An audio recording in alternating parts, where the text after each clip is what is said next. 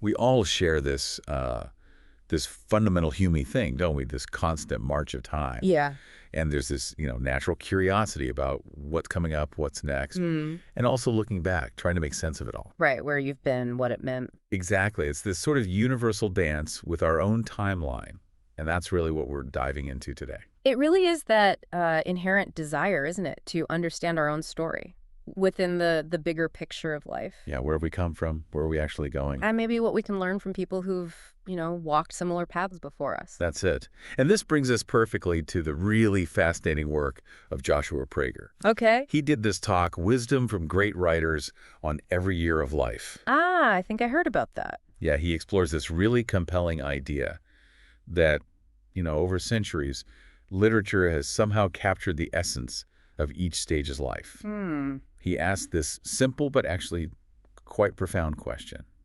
If life sort of unfolds onto pages, are there consistent accounts? Yeah. Passages written about what it means to be any particular age. Wow, that's a remarkable premise. The idea that the collective wisdom of great writers might give us insight into, well, the universal bits of aging. Right. It suggests that even with all our individual differences, there might be these recognizable patterns in the human journey through time. And that's our goal today, really, to explore these literary insights that Prager dug up. Okay. We want to see what resonates, Yeah. about these different stages, to maybe get a kind of condensed perspective on that shared human experience of growing older, all seen through the eyes of, well, literature. Yeah. So what was the spark then? What got Prager started on this whole exploration? Was there like a problem he was trying to figure out for himself? Yeah, it actually started quite personally for him. He was coming up on his 44th birthday, Right. and he stumbled across Norman Mailer's description of that specific age. Mailer called it a solid embodiment. A solid embodiment. And that just really resonated with him, that feeling of arriving at a certain point, I can see that. And it made him think about a bigger truth, something Thomas Mann wrote. It will happen to me as to them. Ah, that sense of shared destiny almost. Exactly, that basic recognition that, like it or not, we're all on a pretty similar path through life. That feeling of shared experience is so important, isn't it? Because even though our lives are different in the details, the underlying transitions, the challenges of aging, they often do echo across people, across time. It's kind of the problem we all face, navigating the unknown future and understanding where we are now based on our past. And Prager took this further. He noted James Salter's observation, life passes into pages if it passes into anything. Oh, that's a great line. Isn't it? It suggests our experiences aren't just fleeting moments. They become part of this bigger human story, recorded in literature. For us to find and maybe learn from, literature becomes almost like a guide, offering these reflections on the road ahead. So literature, in that sense, it's like a mirror. Yeah. Reflecting those universal challenges, the transformations that come with different life stages. It gives us a kind of framework, maybe. A collection of shared experiences that can help us understand our own journeys inside and out. And what's particularly interesting is why Prager started this whole literary quest. Okay, yeah. He talks pretty openly about his own thoughts on time and age, Right. which were really kicked off by family illness and also a personal injury he had. Ah, right. Those things can really bring time into focus. Totally. It made the reality that, getting older isn't something you can just assume. Yeah. It made that very real, that sort of philosophical challenge of confronting mortality, the sheer passage of time. That awareness of how precious time is, it often gets sharper when we face personal challenges, doesn't it? Definitely. It highlights that feeling that time is fleeting, and maybe understanding its progression feels, well, more urgent. Exactly. He actually describes this disheartening feeling, this sense of how quickly it all goes. Yeah. And the idea of creating this list, this kind of chronicle of a 100-year life drawn from books, it was a way to, as he put it, clasp and ground what was fleeting. To hold on to it somehow. Right, to get some sense of what the future might hold, even if his own lifespan was uncertain. So this list was kind of his initial solution, you could say, a way to grapple with that feeling. So acting as a guide himself, Prager went into literature to find these insights, potential ways to understand life's journey. What were some of the first things he found? Any specific examples? Yeah, he found phrases like 27, the time of sudden revelations, Okay. and 62, of subtle diminishments, or just brief glimpses, right? But they evoke Pretty powerful feelings, experiences maybe many of us can connect with, either in our own lives or seeing it in others. Yeah, they do resonate. And maybe the risk of not seeing these patterns is feeling a bit lost or, unprepared for what's coming. And what's really insightful is the relativity he points out, how our understanding of age itself changes. Oh, yeah, that was great. He gives that wonderful example, Christopher Isherwood, describing someone at 53 using the phrase, the yellow leaf. Uh-huh. A whole century after Lord Byron used that same phrase for himself at just 36. Right. It really shows how, society and how long we live shape how we see different ages. Totally. We live longer now. The whole aging process feels different.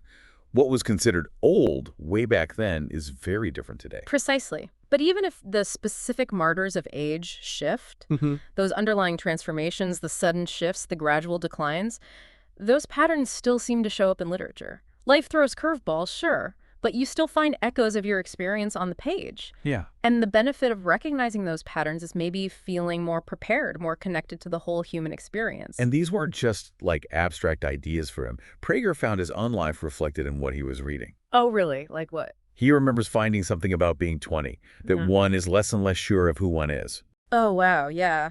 That feeling of uncertainty, figuring out your identity, that's a pretty core challenge for young adults, isn't it? Totally. That period of questioning, self-discovery, it's such a common theme.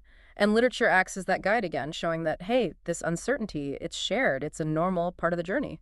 Then he found this description for age 30 about emerging from the wasteland of preparation into active life. Oh, okay. That sense of finally doing stuff, not just getting ready. Exactly. That feeling of putting all the groundwork into practice, moving into a more engaged phase, it really resonates with that external pressure lots of people feel to, establish themselves by then. That transition from learning and building to actively living, contributing, that's a big step. And literature highlighting it offers a kind of validation, right? A sense of shared progress. And then hitting 40, that really poignant realization to close softly the doors to rooms I would not be coming back to. That hits hard. Yeah.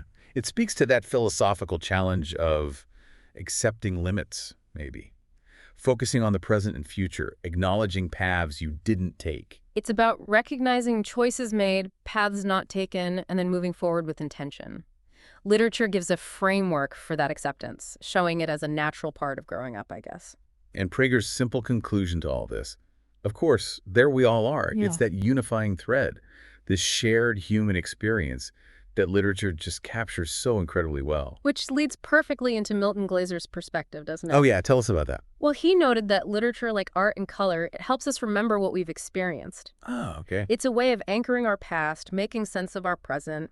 And Nabokov's description, which Glaser related to at age 85, of all these years being a ripening and an apotheosis. Wow. It offers this sense of ultimate transformation, doesn't it? A culmination of the whole journey. That's beautiful. And this connection, it isn't just across time and books, but also across generations in real life. I said. Prager shared his list with his 95-year-old grandfather. Oh, wow. And his grandfather apparently just nodded in recognition. That's incredibly powerful, that intergenerational understanding. Yeah, it really underscores how enduring these life stages are and the feelings that go with them. Like the grandfather agreed with Proust about feeling immortal at 22. Chuckles slightly. Yeah. I bet. And also with Edwin Schneidman about the certainty of death at 90. Wow.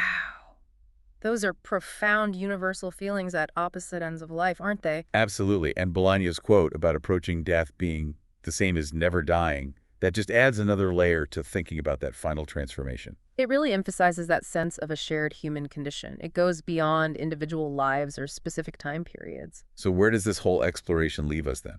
Prager compiled his list, his 100 years. Right. But as he points out, life keeps going. He's still looking ahead to his own 44th birthday, now with Mailer's description in mind. The journey's ongoing. It's a powerful reminder, isn't it? That this journey is continuous. For him, for all of us.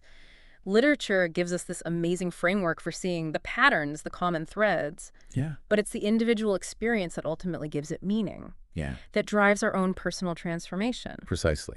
Literature offers this profound lens, doesn't it? A way to understand the shared journey of life, the transformations that are just part of each stage. By exploring these insights from great writers, you, the listener, you can gain a richer perspective on your own experiences, both the ones you've had and the ones still ahead. You see that the feelings, the transitions you're navigating, they're part of a much larger human story. And there's real wisdom in understanding those patterns. Oh, for you listening right now, here's maybe something to think about. What literary descriptions or even just personal reflections best capture the age you are right now? Good question. Or maybe an age you're looking towards? How does seeing your own life stage reflected like this give you a new understanding? Yeah. Or just a different perspective? Maybe now's the time to actually seek out some literature that speaks to where you are. Or just contemplate your past and future through this really fascinating lens of shared human experience. It might just offer the kind of guidance you're looking for your own ongoing transformation.